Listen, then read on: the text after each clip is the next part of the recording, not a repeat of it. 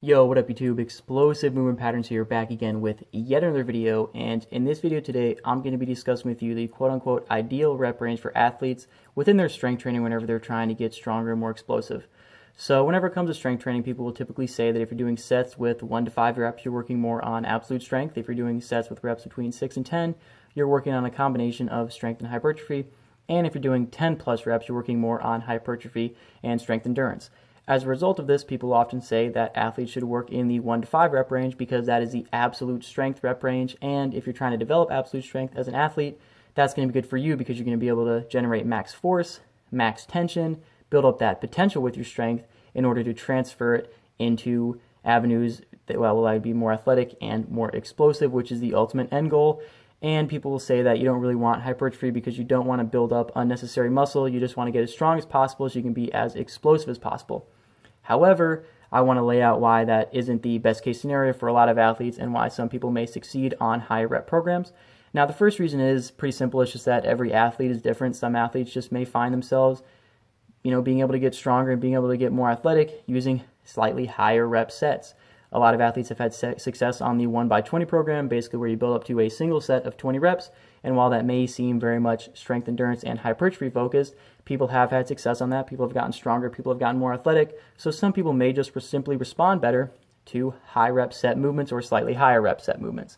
Now, why is this? So the first thing is, whenever you get slightly higher reps, you're able to develop the musculature and the connective tissue more so than if you do lower rep sets. If you're doing a really super high intensity workout, like 5 sets of 3 or 5 sets of 2, or even doing heavy singles, you really are generating a lot of neural drive in order to move that weight. You are generating a lot of force and a lot of tension, but you're not developing the musculature and the connective tissue associated with the movement as if you were to do slightly higher reps within a set like 6 to 10. The reason is you're just not getting as much time under tension, and you're only really working on the strength portion of it. Now, while developing strength is important, it is also important to develop the musculature and the connective tissue associated with the movement so your body can be better equipped to handle the stress, handle forces, not only with lifting, but with general athletic movement. It's the same concept I've talked about within tempo running and sprinting. The purpose of tempo running not only serves as a conditioning component, but also to develop the Achilles tendon complex and other connective tissue structures so you have a higher work capacity and your body is better equipped to handle the forces and the loads associated with sprinting. The same concept applies towards lifting as well. If you get slightly higher reps, you build up the connective tissue within the movement and you're going to equip your body to be able to handle the loads and handle the forces associated with whatever athletic movement you're trying to do and with lifting as well.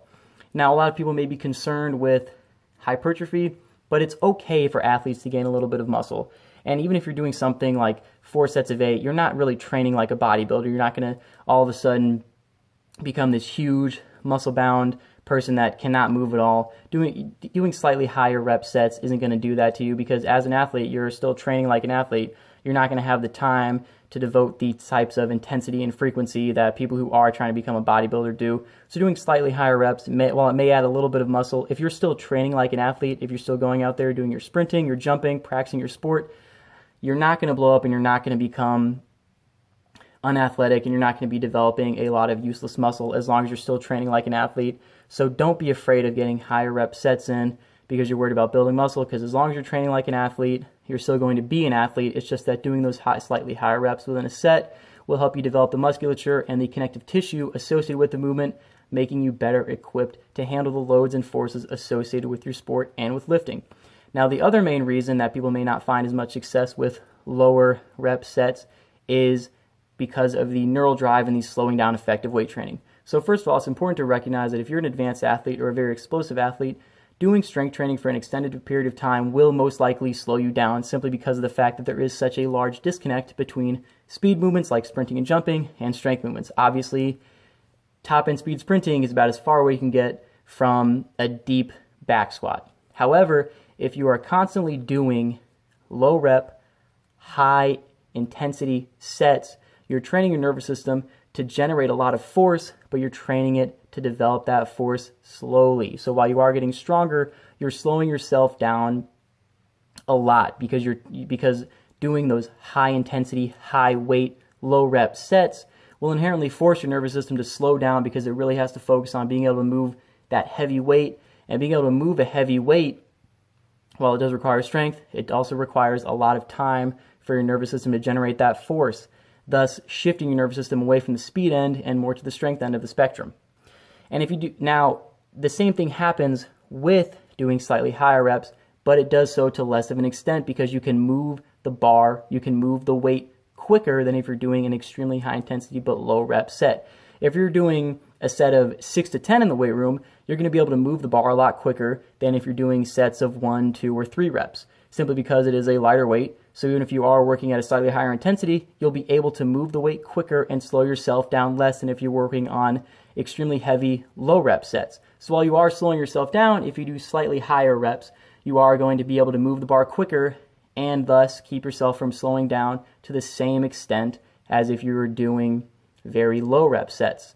So you slow yourself down less, but oftentimes if you're doing slightly higher rep sets, you're still getting the strength training benefit because you're still forcing your body to generate a certain amount of tension, to recruit a certain number of high threshold motor units, and to get generally stronger. So you can still get generally stronger doing sets with reps between 6 or 12 because you're still working with a high enough weight to stimulate that change to make you more forceful and make you a stronger athlete, but you're slowing yourself down slightly less than if you were doing very low rep, high intensity weight training. So doing the slightly higher reps kind of gives you that good benefit of being able to get stronger, but not slowing yourself down as much as if you're doing extremely low reps. So that's another reason why doing slightly higher reps may be more beneficial to athletes. And the last reason is doing very low rep weight training with heavy weight is extremely taxing on the nervous system because you have to recruit max motor units, high threshold motor units, and you have to fire them continuously in order to move that weight. And that is extremely taxing both on the body and the nervous system, which takes away from other aspects of training. If you're somebody who goes in and does a really heavy set of squat or multiple heavy sets of squats, chances are for the next few days your nervous system is going to be slightly drained, so you're not able to devote the same type of energy towards your actual athletic training involving sprinting, jumping, or practicing your actual sport. And as an athlete, that is the most important part of your training. Strength training needs to support your athleticism training. And if you're doing extremely high weight, low rep, high intensity sets constantly, you're going to be draining your nervous system and you're not going to be able to have high quality athleticism training within your program.